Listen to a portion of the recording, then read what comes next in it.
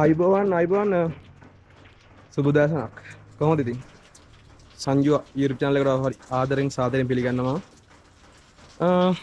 අද ආවේ හොටෙල් එකක් ගැන වීඩියෝ එකක් කරන්න. ඉතින්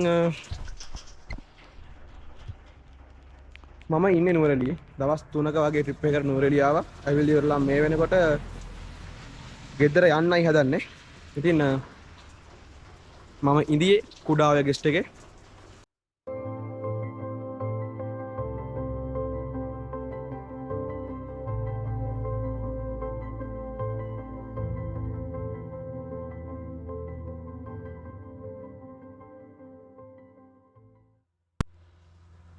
වෙලා උදේ 7යි රස්ස වගේ පින්නක් තියෙනවා මේ වෙලාවේ මෙතෙන්ට. ඉතින් ලොකු වෙලාවක් මට එළිය කතා කරන්න බෑ, අමාරුයි. පින්න හුඟක් තදයි, හරියටම රස්ස වගේ. මේ වෙනකොට මම කැමරාවටත් අල්ලලා තියෙනවා. කැමරාවටත් පින්න වෙලා. දවස් 3ක නුවරඑළිය සංචාරයෙන් පස්සේ ගෙදර යන්න ඉලහත් වෙන්නේ. බයික් එකේ සියලුම කටයුතු සූදානම්. මේ බයික් එකේ බඩු බැඳලා ඉවරයි. ඔයාලට පේනවා.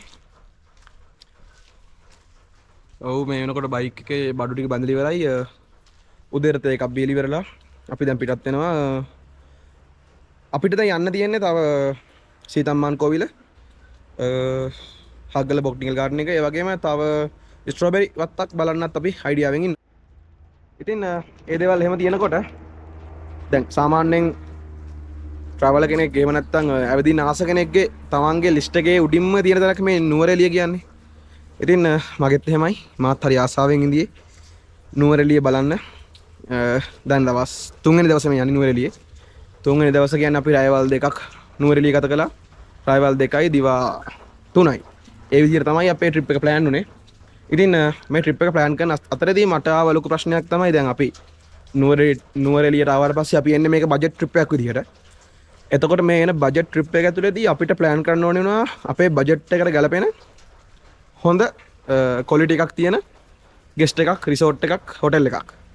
ඉතින් මම ඒ ගැන FB එකේ පොඩි පෝස්ට් එකක් දැම්මට පස්සේ මෙතන මේ කුඩා ඔය ගෙස්ට් එකේ මට පොඩි ඇඩ්වර්ටයිස්මන්ට් එකක් ආවා. මං ඇඩ්වර්ටයිස්මන්ට් එකේ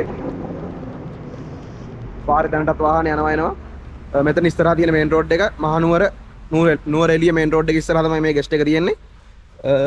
මට ඒ ඇඩ්වර්ටයිස්මන්ට් එකෙන් හම්බුණා මේ කුඩා ඔය ගෙස්ට් එක. ඉතින් ඒ විදිහට තමයි මම කුඩා ඔය ගෙස්ට් එක හොයාගන්නේ. ඊට පස්සේ මම මෙතෙන්ට කෝල් එකක් ගන්නවා. කෝල් එකක් කරලා මම කතා කරනවා මෙහෙමයි බජට් ට්‍රිප් එකක් එන්න ප්ලෑන් කරලා තියෙනවා දවස් 3කට. ට්‍රැවල් දෙකක් අපිට අවශ්‍යයි. අපිට කොයි විදිහට කාමරයක් හම්බ වෙනවද කියලා. ඉතින් ඒ කෝල් එක ගැන මාර සන්තෝෂයි. මොකද මේ මම හොයපු විදිහේ බජට් එකට ගැලපෙන සහ මේ හයි ක්වොලිටි රිසෝට් එකක්, හොටෙල් එකක් මට හම්බුණා ඒ කුඩා ඔය ගෙස්ට් එක. ඉතින් නුවරඑළිය බජට් ට්‍රිප් එකක් විදිහට එහෙම නැත්නම් ඔයාගේ ෆැමිලි එකත් එක්ක ඔයා එන්න බලාපොරොත්තු වෙනවා නම් මම අනිවාර්යයෙන්ම රෙකමන්ඩ් කරනවා මෙතන මේ රිසෝට් එක. මෙතන නුවරඑළිය ටවුන් එකේ ඉඳන් එන කෙනෙක්ට මහනුවර පාරෙන් තියෙනවා.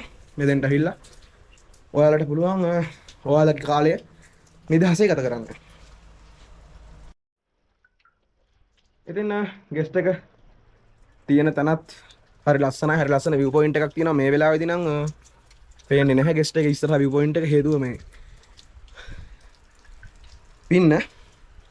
පින්නකුවට මේක ටිකක් තද පින්නක්, හරි ලස්සනයි. නුවරඑළිය එන කෙනෙක්ට අනිවාර්යෙන් මේ එක්ස්පීරියන්ස් එක හම්බ වෙනවා මෙතෙන්ට ආවොත්.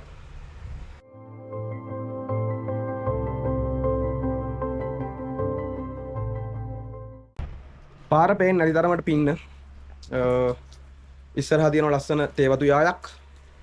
මෙතන පහළ හෝටල් කිහිපයක්, ගෙවල් කිහිපයක් තියෙනවා. ඉතින් නුවරඑළියට එන කෙනෙක්ට අනිවාර්යයෙන්ම මේතන සුපිරි. මෙතෙන්ට මම ඔයාව රෙකමන්ඩ් කරනවා. මෙතෙන්ට එන්න පුළුවන් ඔයාට. මෙතෙන්ට ඇවිල්ලා ඔයාගේ ආතල් එක, ඔයාගේ ෆන් එක ඔයාට ගන්න පුළුවන්. ඒ වගේම මෙතන ඔයා ෆැමිලි එකක් විදියට එනවා නම් නැත්නම් ඔයා 20 දිනක් වගේ ටීම් එකකින් එනවා නම් කිසි ප්‍රශ්නයක් නැහැ. මෙතන ඔයාට ගන්න පුළුවන්. මෙතන තියෙන වටිනම දේ ඔයාට හොඳ ලිවින් ඒරියා එකක් තියෙනවා. ඒ වගේම කිචන් ඒරියා එකක් තියෙනවා. වෙනම කැමරට පොඩි කොටසක් කැම කාමරයක් විදියට තියෙනවා. ඒ වගේම කාමර කිහිපයක් තියෙනවා. දැන් මට ඒ කාමර කිහිපයටම යන මේ වෙලාවේ අවස්ථාවක් නැහැ. හේතුව මේ වෙනකොටත් ඉන්නවා අපේ මේ පැත්ත විසිට් කරන්න විසිටර්ස්ලා.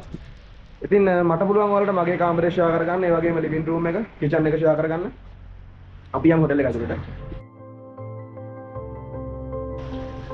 ඔයාලට පුළුවන් මෙන්න මේ නම්බර් එකට කතා කරලා මෙතන කන්ටැක්ට් කරගන්න. ඉතින් මේ විදිහට තමයි තියෙන්නේ.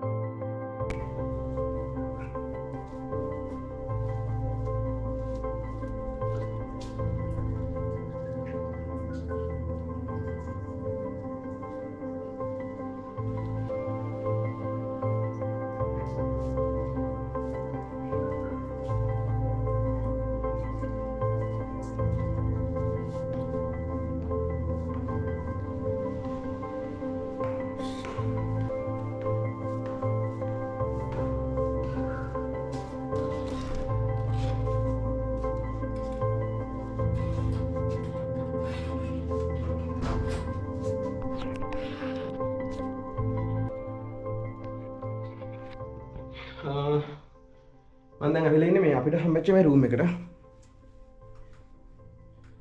කම්ෆර්ටබල් ඇඳක් තිබ්බා. මෙතන මගේ පිටිපස්සේ තියෙන ට්‍රිපල් බෙඩ් එකක්. මේකේ 4 දෙනෙක්ට නිදා ගන්න පුළුවන්. හැබැයි 3 දෙනෙක්ට හොඳ සප පහසුවට නිදා ගන්න පුළුවන්. මේ සම්පූර්ණ කාමරයම මෙතන 4යි, ඉස්සරහ 3යි, 7 දෙනෙක්ට නිදා ගන්න පුළුවන්. කිසි ප්‍රශ්නයක් නැහැ. හැබැයි ඉතින් ඔයාලා ටිකක් අර කම්ෆර්ටබල් ඉන්න try කරනවා නම් මේ ඇඳේ 3ක් ඉඳි හැකි, ඉස්සරහ ඇඳේ 2ක් ඉන්න පුළුවන්. ඔව්. මේ තියෙන්නේ ඩබල් බෙඩ් එකක්. මෙතන කම්ෆර්ටබල් දෙන්නෙක්ට ඉන්න පුළුවන්. ප්‍රශ්නයක් නැහැ. 3 දෙනෙක්ට උනන නිදා ගන්න පුළුවන්. ඉතින් මේ බෙඩ් එකේ සාමාන්‍යයෙන් 7 දෙනෙක්ට කම්ෆර්ටබල් ඉන්න නම් 5 දෙනෙක්ට ඉන්න පුළුවන්. ඒ වගේම මෙතන තියෙනවා කන්නඩි මේසයක්. ඒ වගේම ඔයාලට ඇඳුම් දාන්න පුළුවන් රැක් එකක් මෙතන තියෙනවා. හොඳ ඇටච් බාත්රූම් එකක් තියෙනවා, හොට් වෝටර් එක. ඇටච් බාත්රූම් එක හොට් වෝටර් සිස්ටම් එකක් තියෙනවා. ඉතින් මේ හැමදේම තිබිලත් හුඟක් පහසු මිලකට තමයි ඔයාලට මෙතෙන්ට ගන්න පුළුවන්. ඉතින් අර අපේ බජට් එකට ගලපෙන විදිහට, අපේ පර්ස් එකට දැනෙන විදිහට අපිට මෙතෙන්ට ඇවිල්ලා ඉන්න පුළුවන්. නිදහසේ ඉන්න පුළුවන්. ඒ වගේම තමයි මේ කියන්න ඕනේ හරි විශේෂ කාරණයක් තියෙනවා. දැන් මෙතන උඩ බැල්කනි එකක් තියෙනවා. එතකොට යාළුවෝ ටික එනවා නම් හවුස් එකට සෙට් වෙන්න. අඩියක් ගහනවා නම් අඩියක් ගහන්න. ඉතින් ඒ වගේ chances එකක් පවා මෙතන තියෙනවා.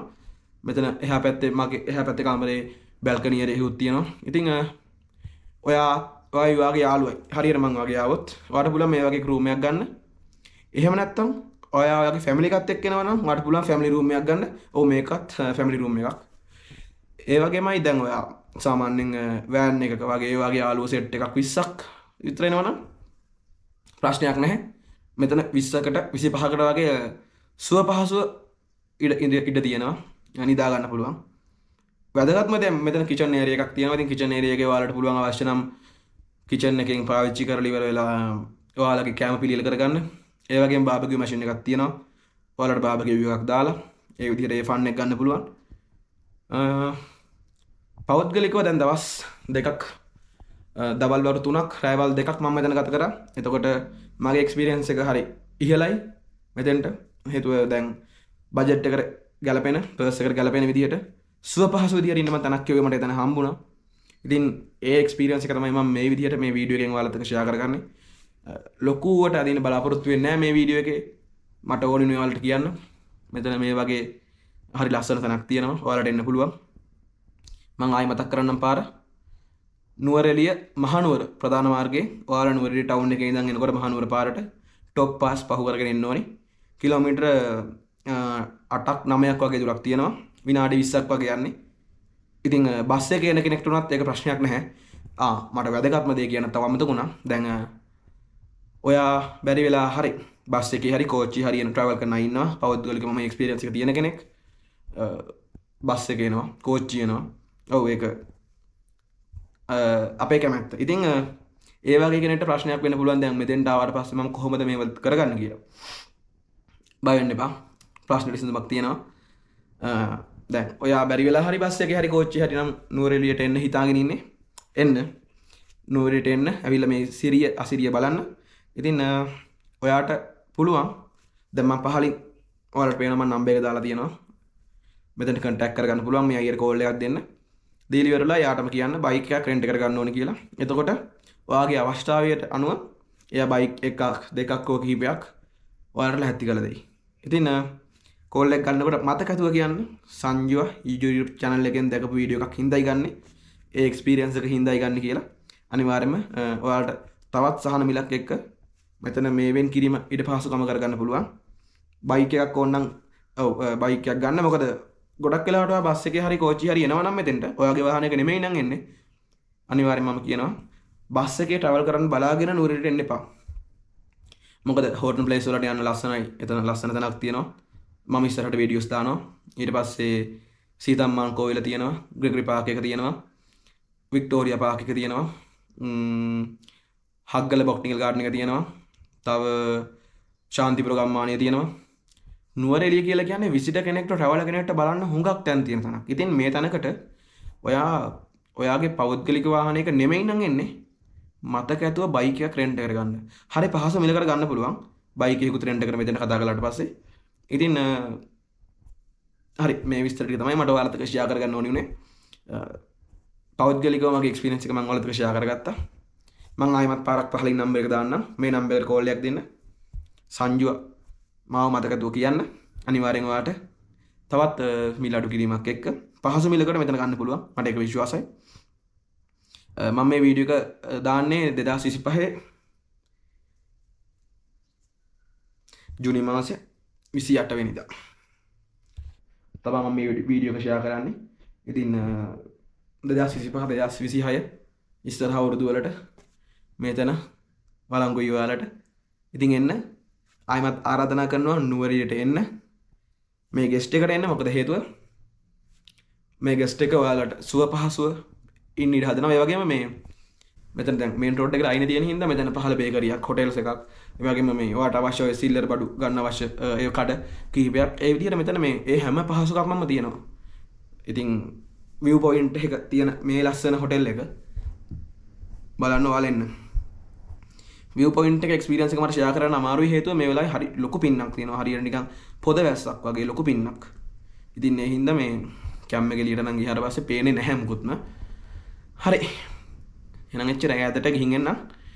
මතක ඇතුව සංජුව තම සබ්ස්ක්‍රයිබ් කරලා නැත්නම් පහළ සබ්ස්ක්‍රයිබ් බටන් එක බන්න. වීඩියෝ එක ගැන කමෙන්ට් එකක් දාන්න. ඉතින් ඔයාලට මොනවා හරි ප්‍රශ්නයක් තිබ්බොත් කන්ටැක්ට් කරගන්න බැරි ප්‍රශ්නයක් තිබ්බොත් පහලින් මට කමෙන්ට් එකක් දාගෙන යන්න.